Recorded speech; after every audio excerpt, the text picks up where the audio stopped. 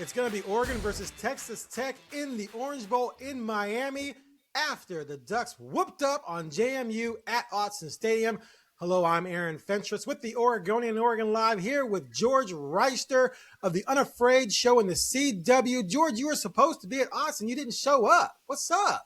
I was looking for you. I was walking around. Have you seen George? Have you seen George? I thought you were ducking me. I text you. What's going on? Hey, man, I told you when you asked me if I was going to Autzen, I said, why wouldn't I be? Yeah. No.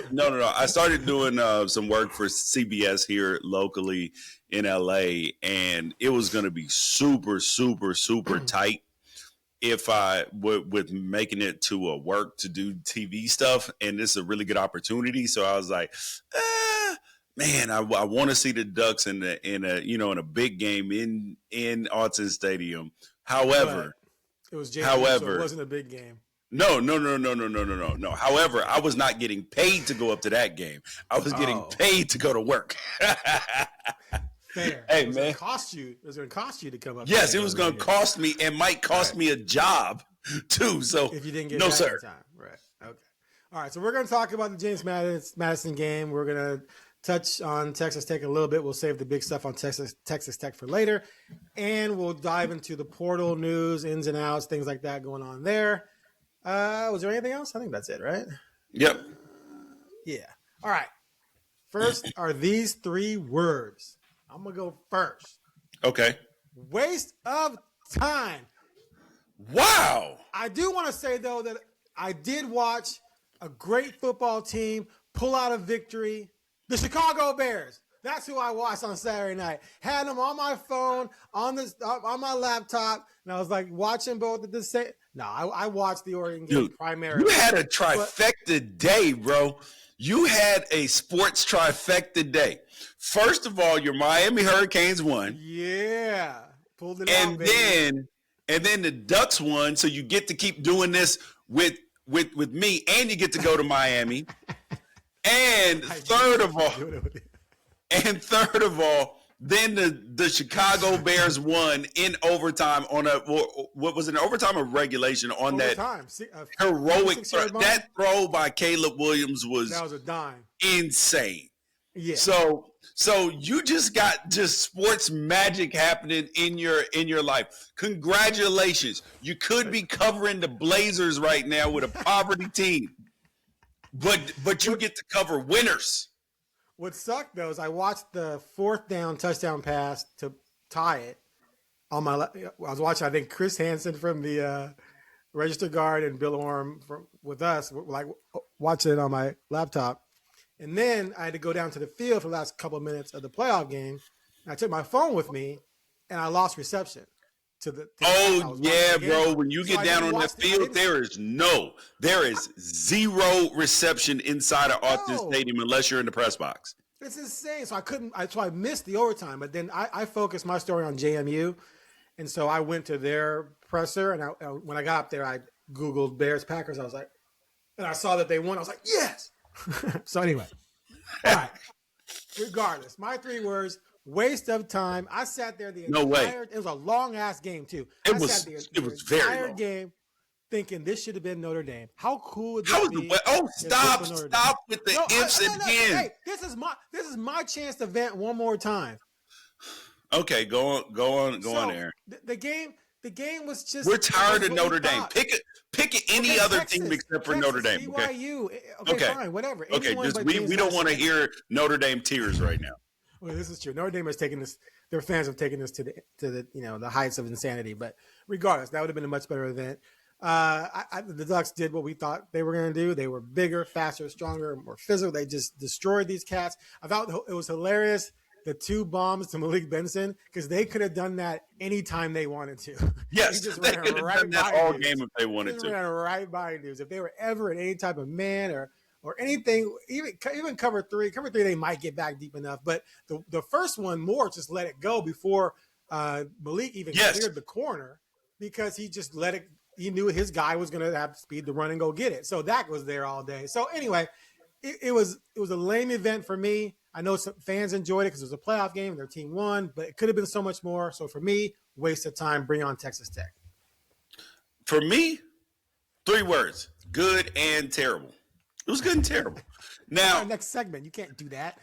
Well, no, I'm just saying that the game was good and terrible because on one hand, right, this is what I feared was that Oregon would.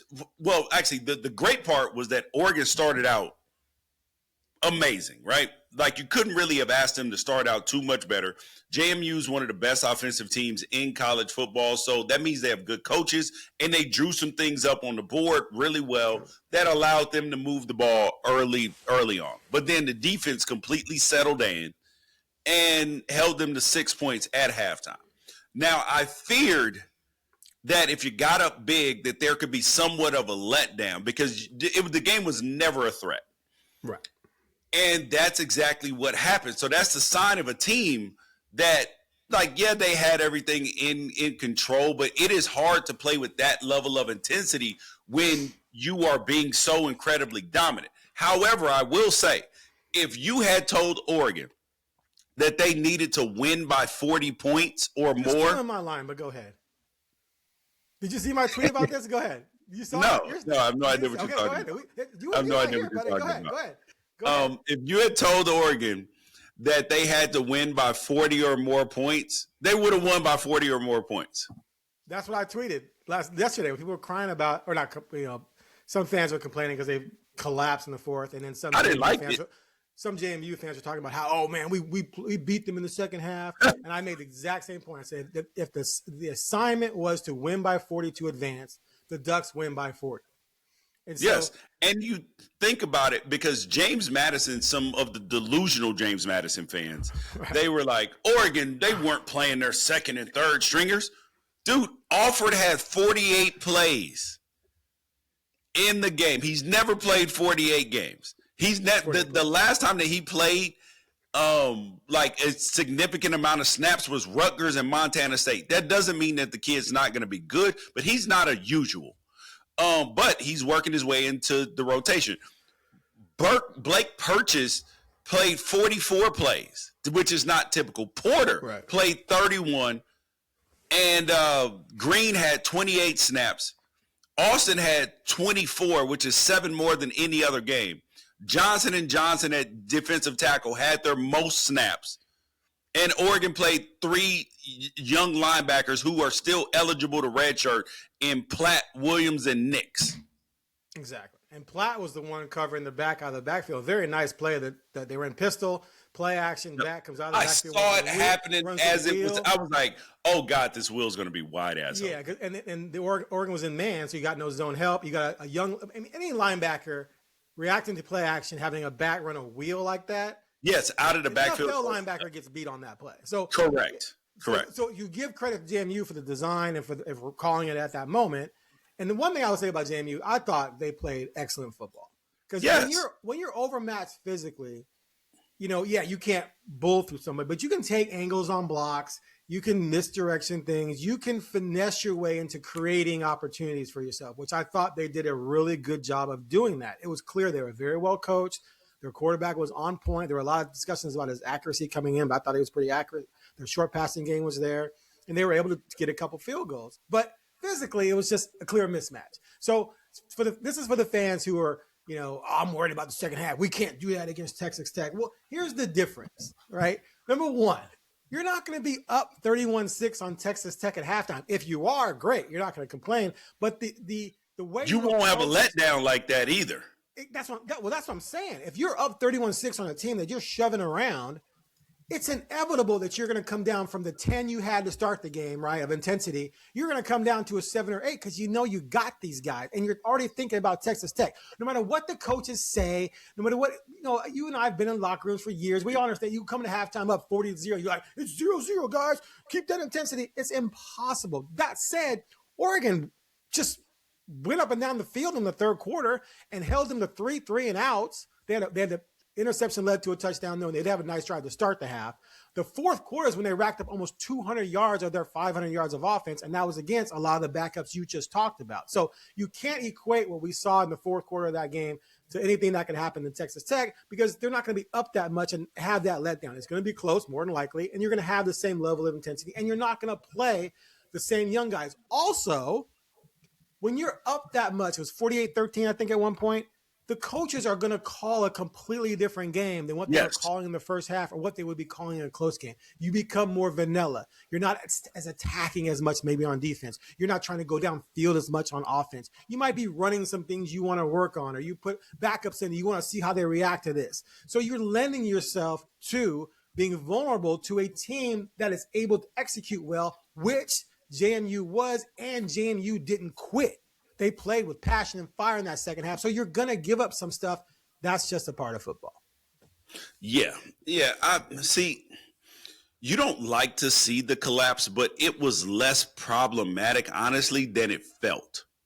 In the moment, I was frustrated. I'm like, come on, bro.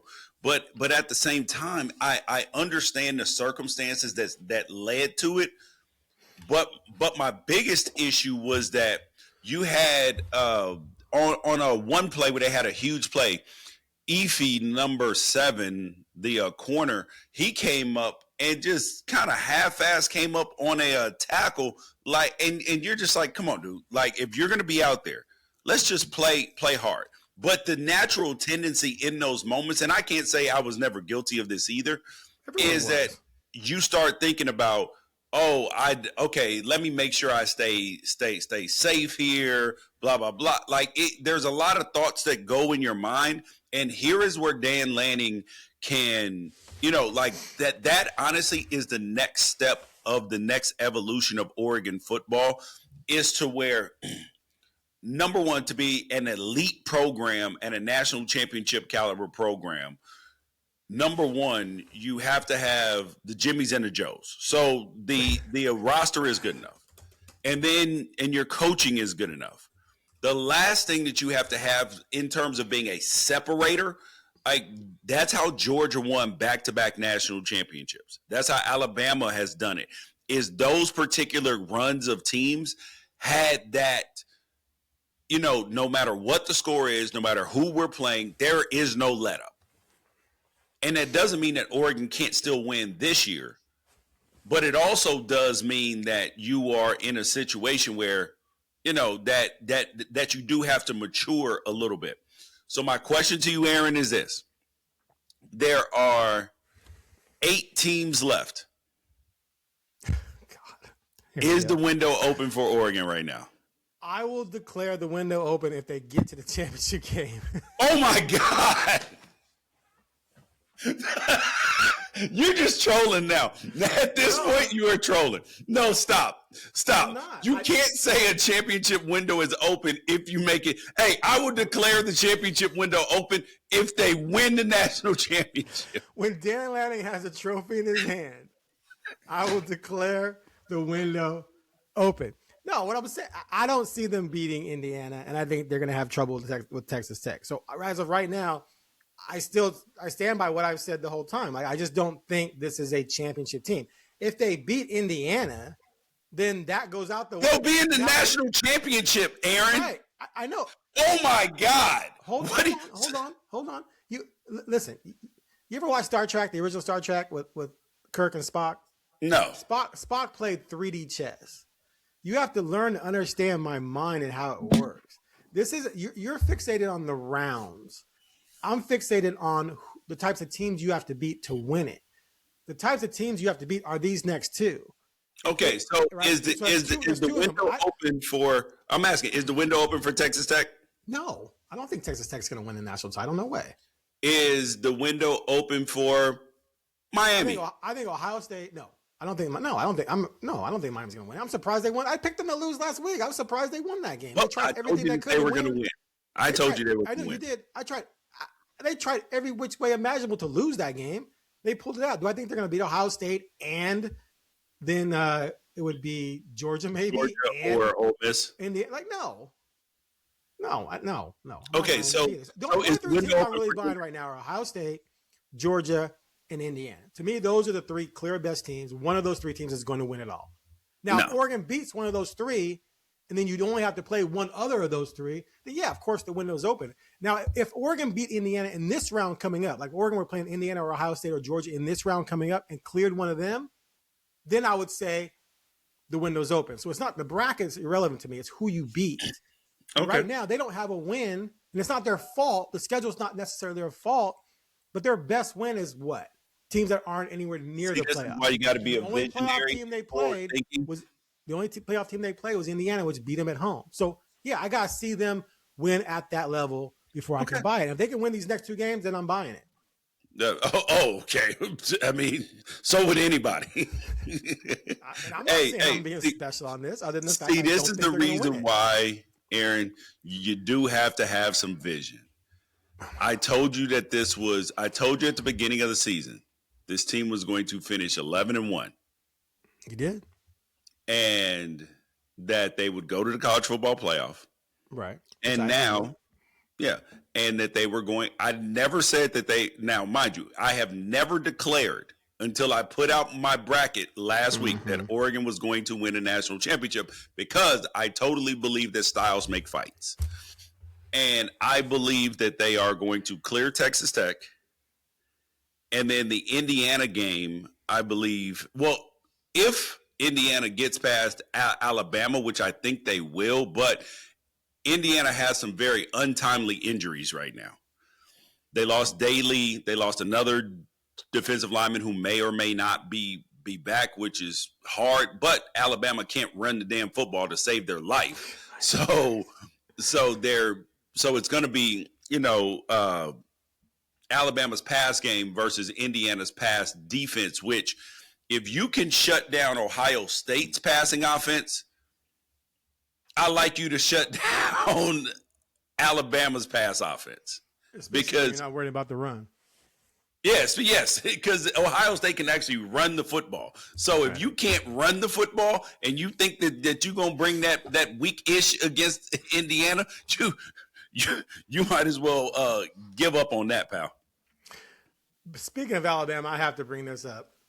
That the Twitter reactions, not just from fans, but from professionals in our business, to the 17-0 score and what transpired next was one of the more entertaining things of the weekend. Oh, yeah, that was hilarious. So many people. And like you could just tell, and I'm not even saying I don't do it sometimes. You can just tell they're like, oh, I have a take. They're losing. I'm going to tweet about how they're losing this game and how it shows this. They shouldn't even be in there. And look at me. And I wrote it so eloquently. And it's a hot take. And I put it out there. And I'm so proud of it. Oh, my God. Alabama has come back and whooped up on Oklahoma.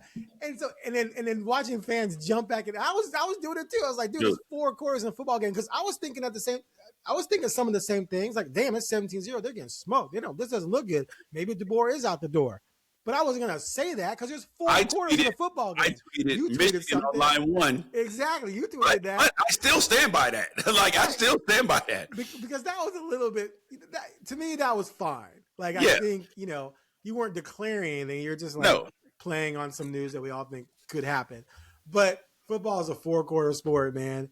And that pick 6 was hilarious. That was one of the worst things I've ever seen. Oklahoma's offense did exactly what Oklahoma's offense has been all year. They've sucked.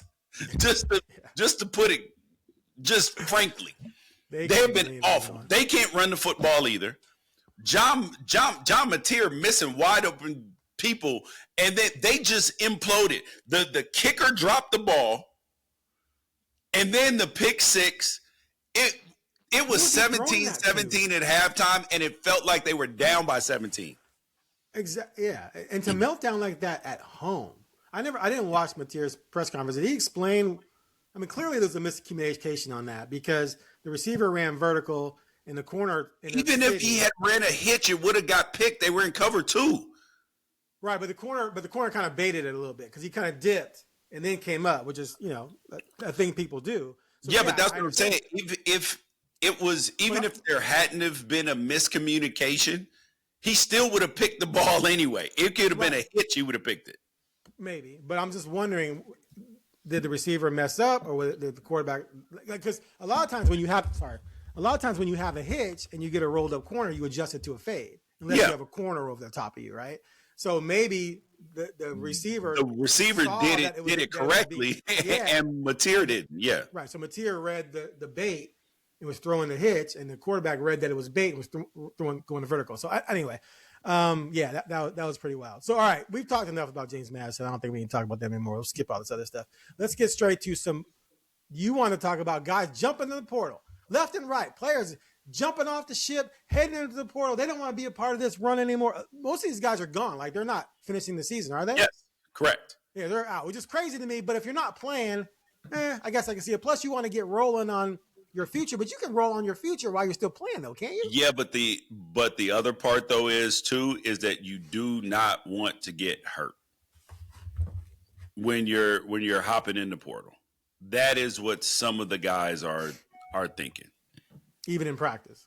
Yeah, because it's we've seen a bunch of Oregon players get hurt in practice, so we can't sit here and act like, because we know that sometimes Dan has them juggling chainsaws. So, yes. Come on, coach. So now we have a bunch of players in the portal. You have 3 corners and so you have Sione Lelo, Dakota Fields, Jaleel Florence, and then you have the 2 safeties in the portal, Kingston Lopa and Justice Lowe in the portal as well. So 5 DB, you say 5 DBs in the portal? Yes. 3 corners and 2 safeties. So remember last year we talked about this, I think, on Talking Doug's. And it's Solomon Davis. That's who the other one is. I made the point that Oregon had recruited, I think, 15 DBs since Lanning had gotten there, and yet they went out in the portal and got 3 guys. So if you're going to load up on DBs out of high school and then recruit over them with transfers, you're pushing those guys down or saying they're not good. Well, enough. they really didn't. Bail. If you think about it, right? Because Jaleel Florence had been hurt, right? And so had Sione. He's been hurt a lot as well. And he's still a young player too, because he was a class of 2024. So he's only a redshirt freshman this year. So it was kind of, But why do they feel like they have no future at Oregon? I would be willing to bet that at least some portion of these guys ends up at Cal or Kentucky. So it's not necessarily that they don't feel like that they had a future. It's that they're looking for, and Tosh comes to you and says, "You're my guy. Come with me to Cal." Then yeah. Yep. And now you're in a position where you're going to be on the A list instead of trying to work your way on the A list. Right. And the bottom line is, when you're recruiting high-end recruiting classes year after year after year, it's inevitable that guys are going to bail. It's just, there's nothing you can do about it. It's just numbers. You're not going to carry 8 5-star corners. Only 2 to start, 1 in the slot, and the rest are going to bail. So anyway, that's just how it is. All right. Anyone, any rumored transfer guys coming to Oregon that you can talk about? Anybody? Yes, there are some rumored transfer guys coming to Oregon, and but we cannot reveal those yet. Just know that there is a plan in place should Dante Moore go to the draft, and you probably do not have an idea of who it is. There could be, depending on portal departures, because this is actually one of the tough parts, right? Because you got both coordinators leaving. Right. They want to have some success, and they know that there are some guys at Oregon that may be buried on not necessarily even buried on the depth chart, but if you got 2 freshmen starting in Efi, Offert's playing, and you got Finney playing, now you might be like, hey, yo, if you want to come to Cal, you want to come to Kentucky, there's options for you. But imagine how well that would go over with Dan Lanning if you felt like that your assistant coaches were poaching players. I'm sure they discussed that though, right? Wouldn't there be like some discussions about, I definitely hey, think how there's you been feeling some about these discussions. guys? I And then, definitely believe that there have been yeah, some discussions about it. and ultimately it's up to the player. So I don't know if you can It blame it is, Stein or but also it's kind of nasty work for you to yeah, be, hey, yo, like, you can come over here when the player has a potential future at Oregon too. It's just yeah. you got to put in the work and beat out the next guy. I mean, look, if I'm a returning starter at Oregon or a returning player who has a chance to start, and they're paying me well, I'm not leaving.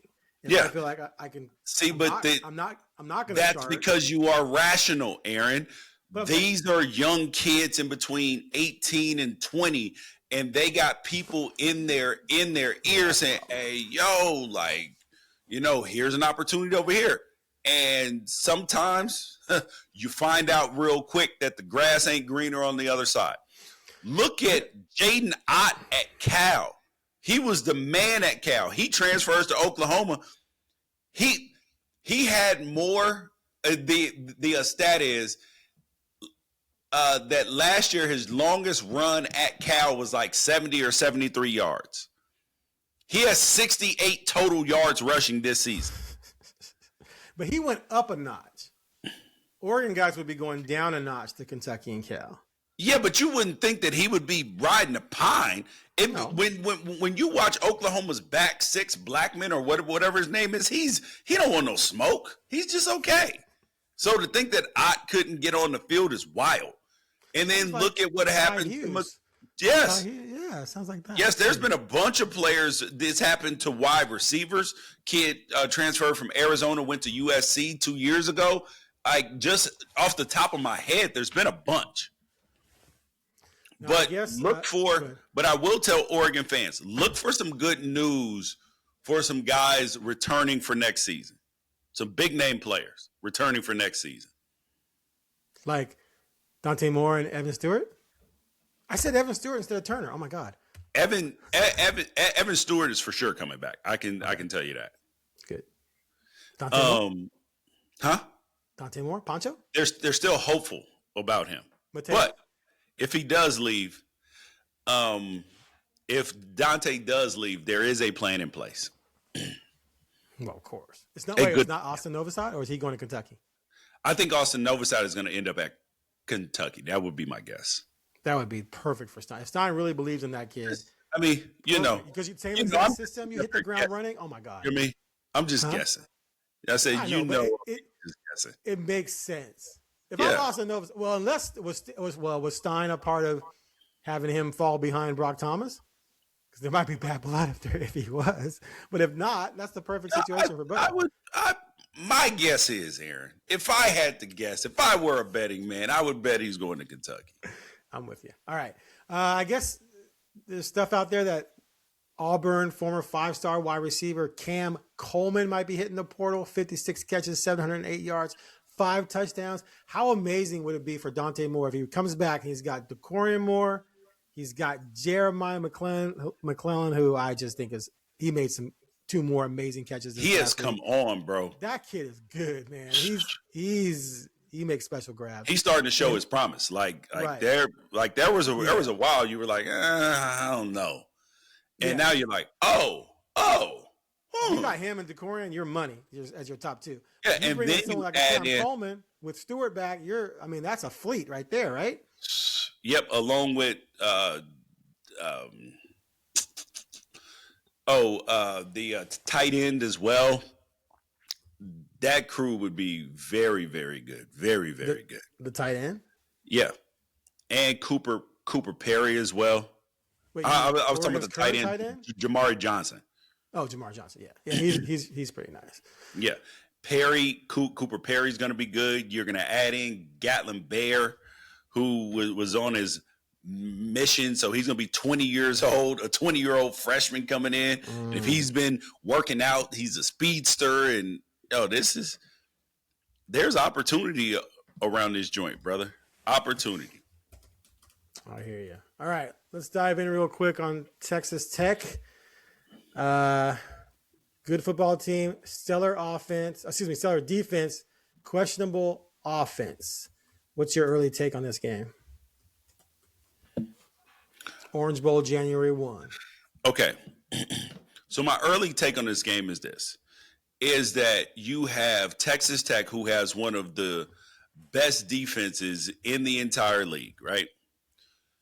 And I'm sorry, in all of college football, not just their league, the Big 12. Right.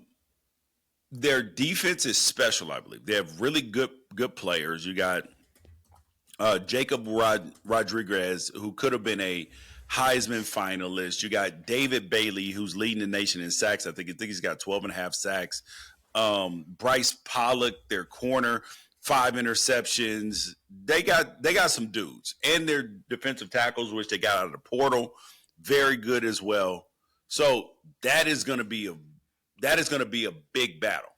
But I don't believe that unit is going to be able to keep Oregon from scoring. I believe that they're going to keep Oregon from scoring 50 and scoring 40 probably, but they're not going to be able to keep them from scoring in the, low 30s probably. Really? Low 30s? Yeah. I think that Oregon will score somewhere between 28 and... Wait a minute. You smoking. 28 and 34 points. I'm sorry, 27 and 34 points. Hold on a second. Oregon,